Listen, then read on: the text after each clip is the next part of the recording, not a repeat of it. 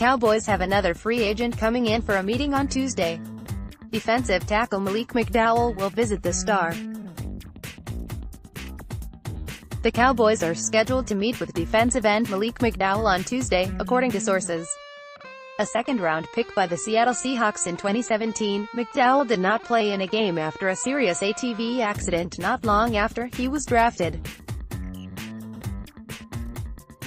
The Seahawks released McDowell, Todd Archer, at Todd Archer, March 18, 2019. McDowell was a stud at Michigan State and was among the highest-rated defensive tackles in the 2017 draft.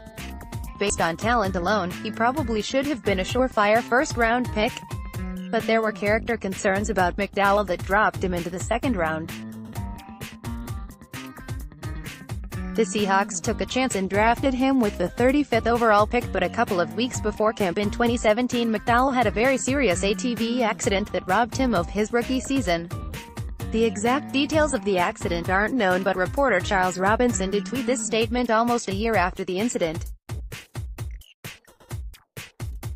As the process goes forward, we'll learn more about the injuries suffered by. Team has been careful to keep everything under wraps. Extensive brain, eye trauma.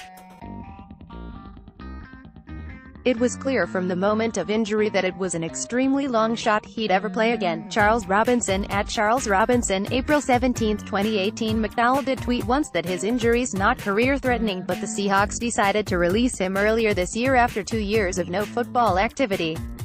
The Seahawks certainly seem to think he won't be playing again anytime soon. The Cowboys will take a look to see where he is at in his recovery. He obviously wants to play again, and when he does play he is an absolute terror on the field, when he's engaged.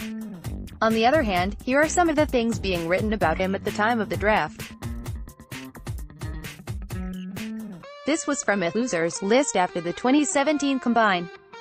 Allow us to explain how a 6'6", 295-pound prime athlete with long arms and big hands who runs a 4.85 40 is on the losers list. Said one team, worst interview we did. Added another, awful interview. Awful. What concerns scouts most is that for all his tremendous upside, watch him destroy Michigan. For instance, McDowell's production and tape don't always match up. Scouts feel like he takes plays off too often.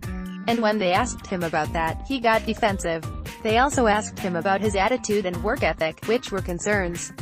Many of those questions remain unanswered. The cautionary tale is clowny, one team explained. You see him now, he's dominant. We had those same questions for McDowell when he came out. Does he love football? Is he going to work? With McDowell, I can't figure out what makes this kid tick. He might be the type who, maybe he falls in the draft, and it lights a fire under him. I don't know, but I need that light on more often, and he didn't like it when we asked him about that. This is certainly a curious case, but if he is ready to play again and is medically cleared, there is no doubt he would be the kind of kid you take a flyer on with a low-risk contract and see what you got.